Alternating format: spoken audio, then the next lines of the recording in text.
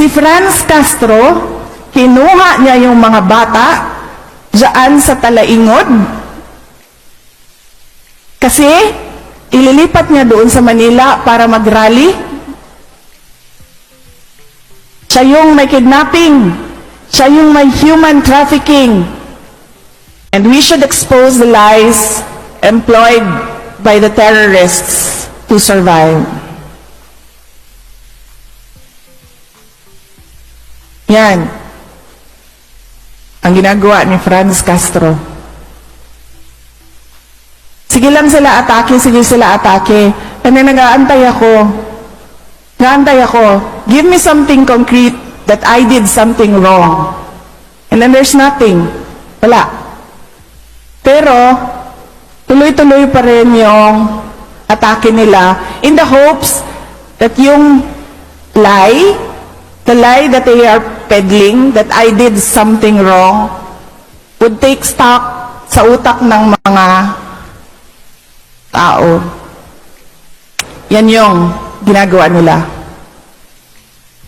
Kaya, naglabas na kami ng statement ngayon nagpasalamat na kami kay Congressman Estela Kimbo, nagpasalamat na kami kay ES, nagpasalamat na kami kay Secretary Gibo, nagpasalamat na kami sa mga nagsasalita. Pero sinasabihan namin sila privately, wag na kayo magsalita because there is no defending an attack that is meant to run paulit-ulit para in the end yung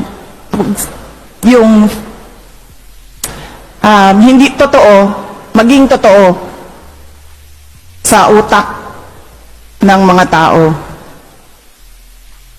Inaantay ko hanggang ngayon, araw-araw tinatanong ko, meron na ba silang naibigay na papel? Meron na ba silang na-file na kaso?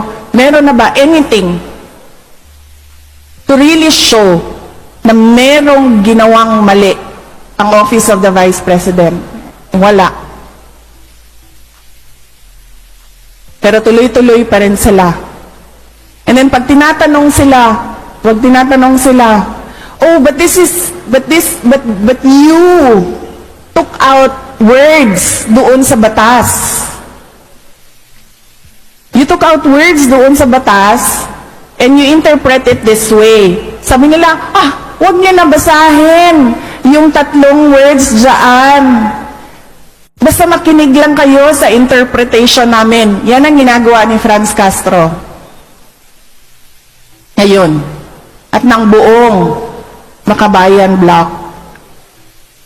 Kasi alam nila na ginagamit namin ang pera para hanapin yung koneksyon nila sa mga NPA. Tapos sasabihin ni FRANCE Castro, tingnan nyo, kulang ng 2 million ang enrollment ng DepEd. Tanungin nyo si Inday Sara nasaan ang 2 million na learners ng Department of Education. Kasi hanggang ngayon, kulang ang enrollment nila, ikumpara natin sa number last year. Pahanap niya sa akin ang mga bata na para bang kinuha ko yung mga bata na yan kasi kung saan-saan. And take note, hindi ako yung may kaso ng kidnapping. Hindi ako yung may kaso ng human trafficking. Si FRANCE Castro, kinuha niya yung mga bata diyan sa Talaingod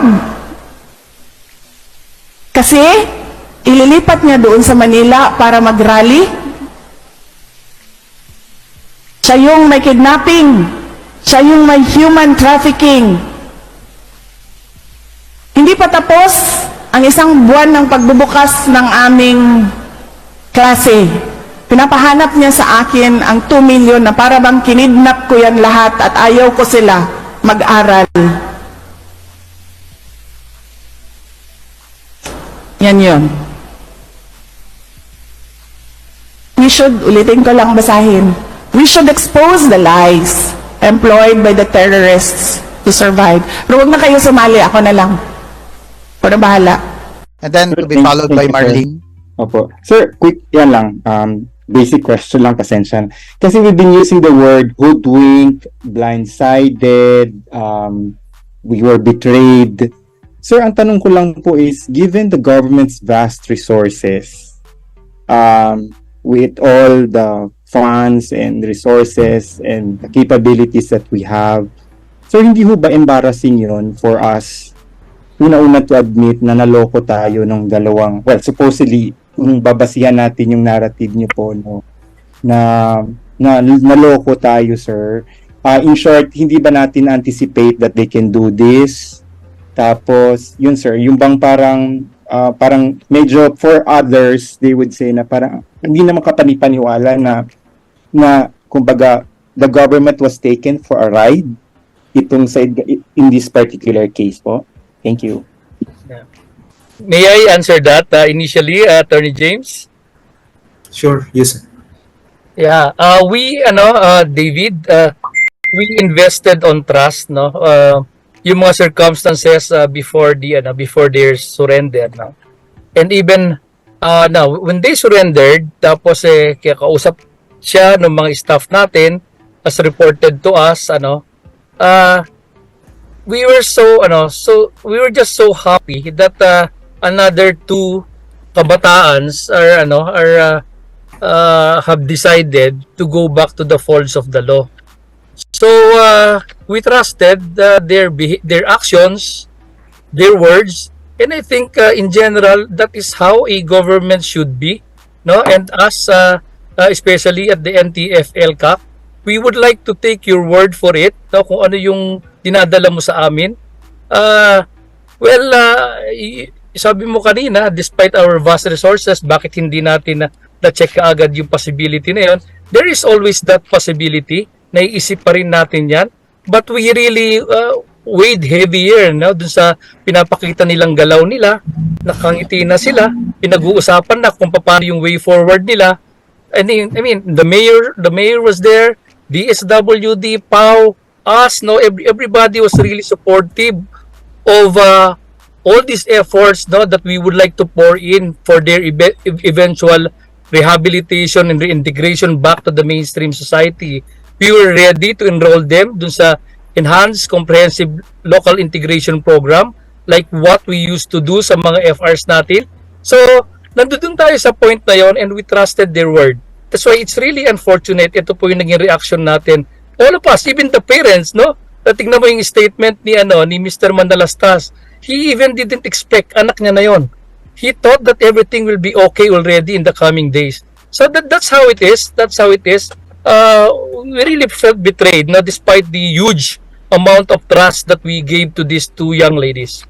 Quick follow-up. So how this specific incident will affect future engagements with potential surrenderies o yung mga magbabalik loob? Kasi syempre kung may president na in this particular case, so paano sir in future cases po? Yeah, that's the beauty of the program, David.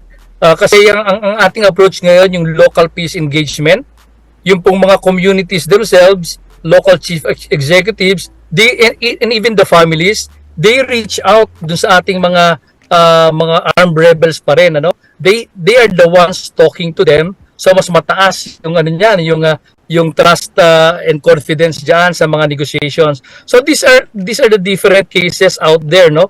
And it will continue. It will continue. This is just one of those hiccups nga na nangyayari sa programa natin, which is really unfortunate. But the program will still proceed.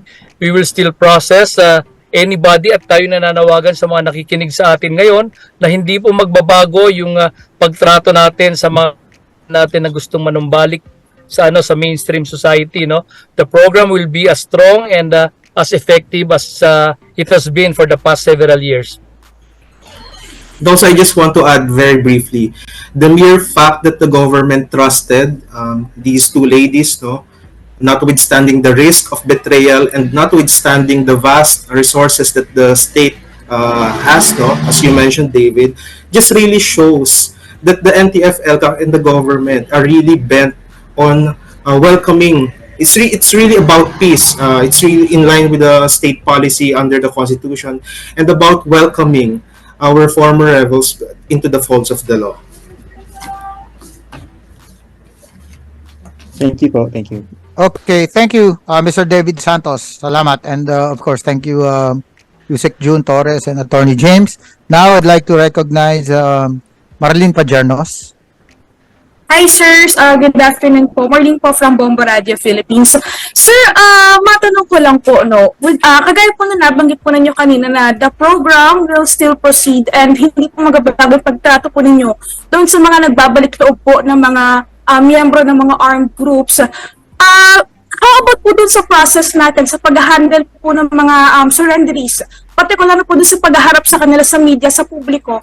Magkakaroon po ba tayo ng konting adjustments, sir, given the latest situation po or recent incident po nitong pagbaliktad nitong dalawang activist po, sir? Well, definitely no, magkakaroon ng effect 'yan sa ating pagpoproseso sa kanila, especially in making decisions sa presentation sa public, no? Although the trust would still be there, but we just have to learn, of course, from this experience, no? That there is still that possibility na despite the goodwill that you are offering to our fellow men, particularly yung mga members ng mga armed groups pa out there. So despite the goodwill that we are showing to them, minsan namamanipula pa rin nila, no? They are so good at this kind of propaganda. So it is a lessons learned for all of us, no, in the government and the Filipino people to tread more cautiously, no, in undertaking this kind of activities.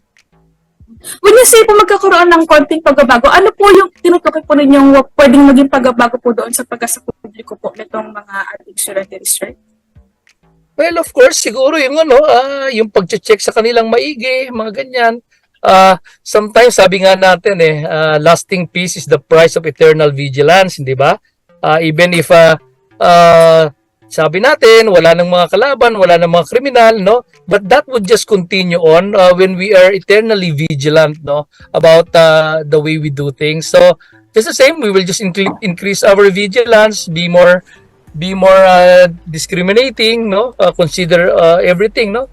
Dig deeper into the personalities of those who are going back to the folds of the law. So ganon. But just the same kasi it has to be a balance between building trust and confidence, and on one hand, and on the other hand naman, you to be very cautious, that things like this would not happen again. So we need to balance that. We cannot go on and on not trusting those who would wish to go back to the folds of the law. It's more of an art, Marlene, but we certainly would learn from this experience. Thank you po. Thank you.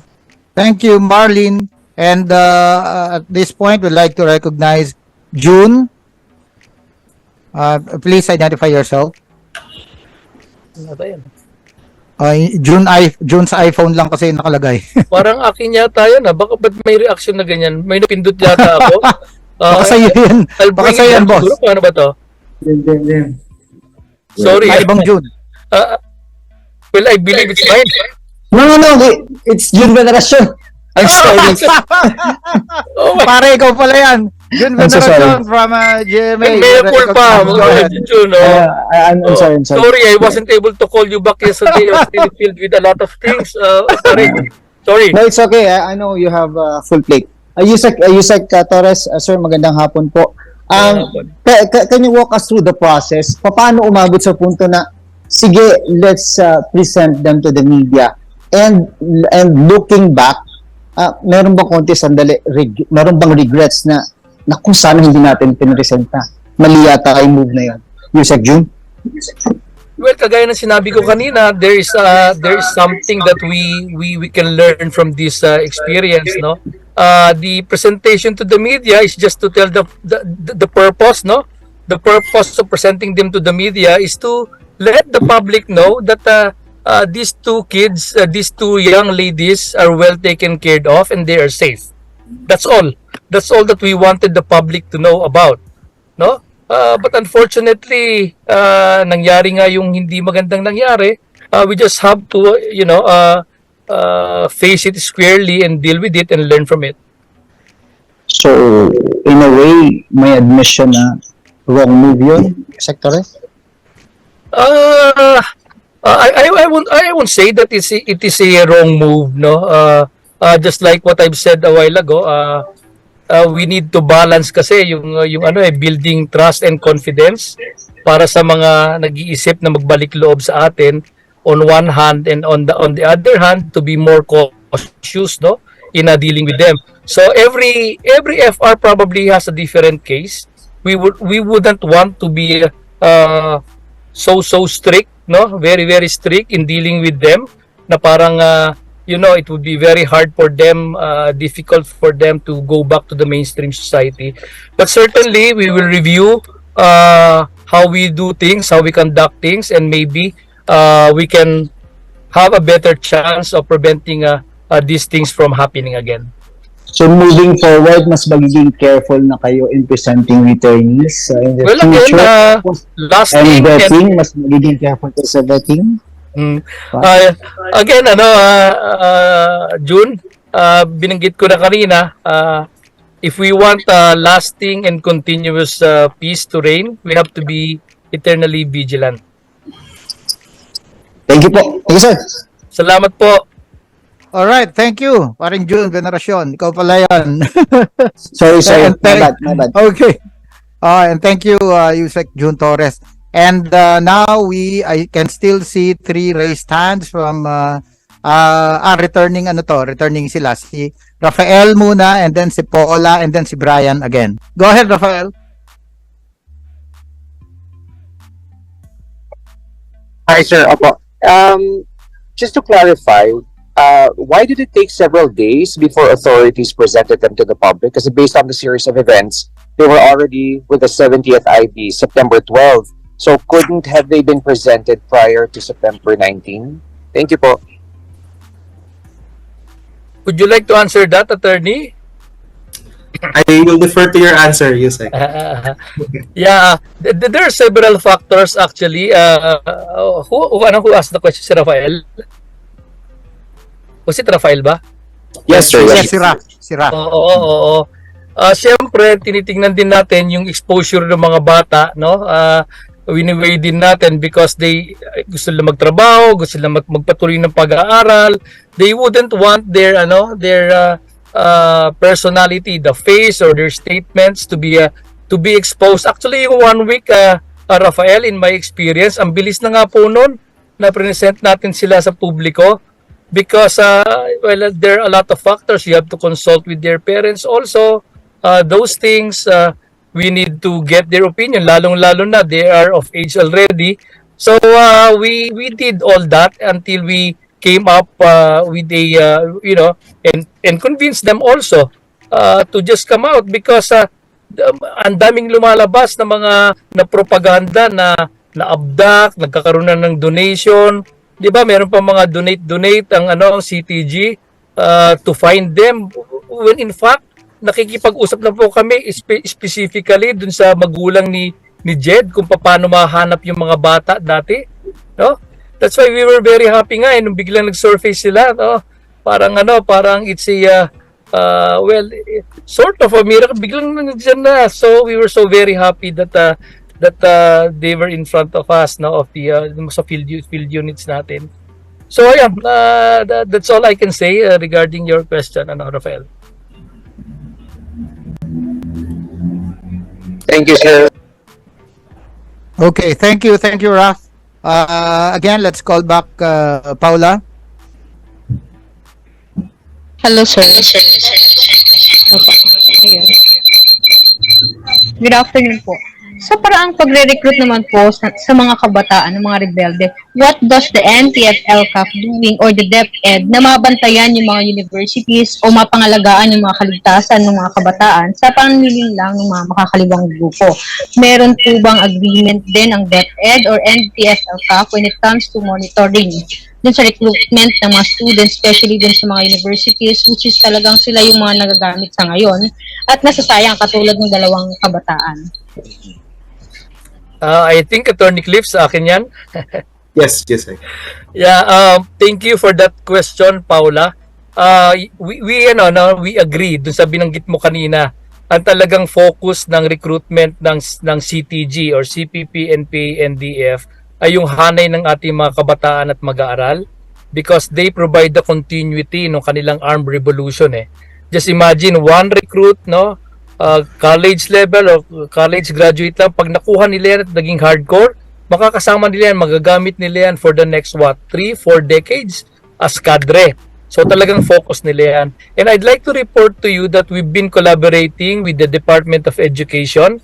We have met with all the regional directors from Luzon, Visayas, and Mindanao already regarding this to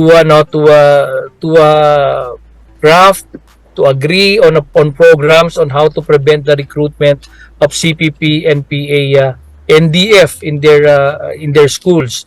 Then after namin makausap yung mga RDs in one forum, lahat ng mga school superintendent ng NCR kinausap din po natin, and then recently yung mga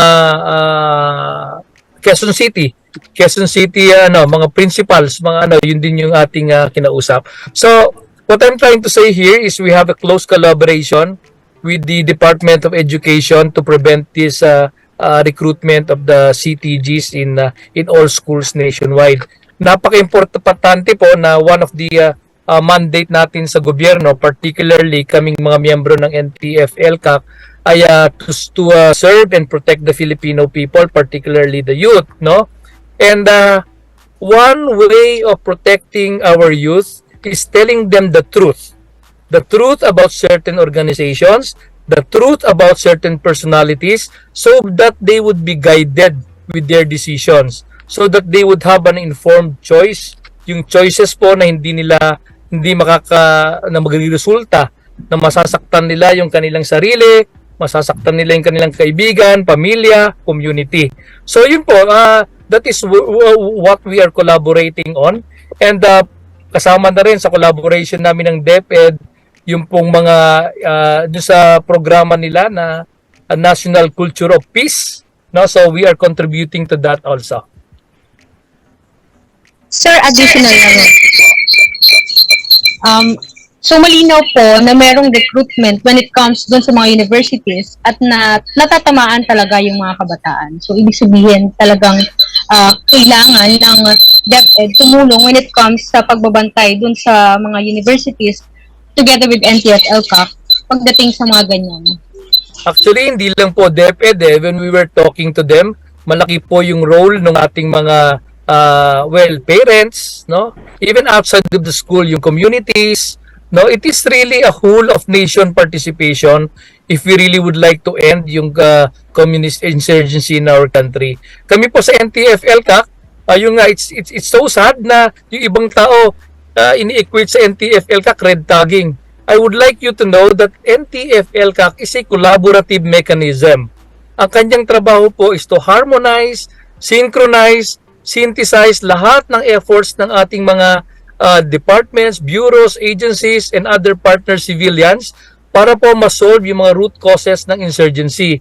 Meaning, i-harmonize natin yung mga peace and development programs nang sa ganon magkaroon ng patuloy na pagtulong lalong-lalo na dun sa mga geographically isolated and disadvantaged areas natin para inclusive po yung paghahatid natin ng kapayapaan at kaunlaran sa ating mga kababayan. Thank you po. All right, thank you. Thank you, Paula, and Yusek June again. And we're down to the last two questions. So we will end with a question from Jairo Boliedo. But before him, let's call back again Brian Basa from TV5. All right. Thank you for having me again. May habol lang po ako because yesterday, when I spoke to Director MJ Chico, is also here. Hi, sir. Meron daw kasing background check na ginawa ang militar kina Castro at Tamano Can you tell us more about this? What have we found out? What has the military found out? Well, Brian, to tell you, frankly, I haven't received the feedback, the report yet on their background. But yung mga binanggit po kanina, yun yung alam natin sa kanila, no? Na dating kumilos kumikilos 4 years nang kumilos yung isa, si Junila, at si Jed naman ay kakagraduate lang, hinahanap ng kanilang mga magulang. So other than those two things, I haven't formally received any report yet, but I would I can gladly share it with you once I get the information, Brian. Sorry, sir, on the wording, you said 4 years na kumikilos. What do you mean by this? Actually, nasa briefing ko kanina, Brian, it was admitted by Junila Castro na 4 years na siya sa CPP, NPA, NDF. Naging organizer siya ng kabataan, naging hukbo siya, in her own words na hukbo, meaning nag-armado ka, naging NPA ka. Tapos ngayon naging organisador siya ng mangingisda. I think that was in her that's in her affidavit. So for 4 years, she's been in these different positions, performing different support to the movement. All right, sir. Thank you. All right. Thank you. Okay, thank you, Brian. And thank you once again, Yusek June. And now we're down to the last, but not the least, to ask a question. After him, we're going to proceed to the the final remarks of our guest. So Jairo Boliedo, you're recognized. Thank you, sir. Thank you, Sir Joel. Good afternoon po, Yusek. Jairo Boliedo po from Rappler. Just one question lang po, Yusek. Magpupursu pa po ba ang NTF-ELCAC and the AFP with the perjury complaints against the two, given that lagi po nating sinasabi na we're concerned about the two's well-being po? Thank you, sir. Well, I guess that would be best answered by my co-panelist here, Attorney Cliff. Kindly address the question of Jairo, please. Thank you. Jairo, it's a possible remedy, and it's up to the officials who were aggrieved by the recantment of the statements made by Junila and Jed if they want to really pursue the case. Kami naman sa LCC, the OSG, will be ready to assist if they want to file a case. But ultimately, the decision to file a case will really rest on those officials who were aggrieved by their acts.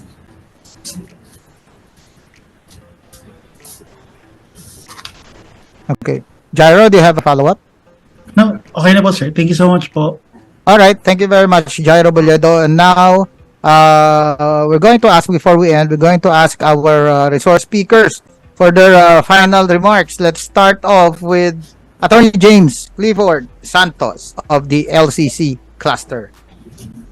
Well, I concur and adopt all of the statements made by Yusek Jun Torres, especially on his remarks that the government, the NTF-ELCAC, is really about bringing peace. The NTF-ELCAC is not about merely the tagging of individuals who are linked with the CPP, NPA, NDF, but it's a whole of a nation undertaking that is guided by the relevant principles and policies enshrined in the 1987 Constitution. And we just want to say that we are for peace. We are for the welcoming of our friends, former friends returning, as they say, yung sa FRs. It does not only mean of former rebels, but also friends returning, because we are concerned, in their welfare, in their development and integration as citizens of the Philippines who ought to enjoy the blessings of democracy.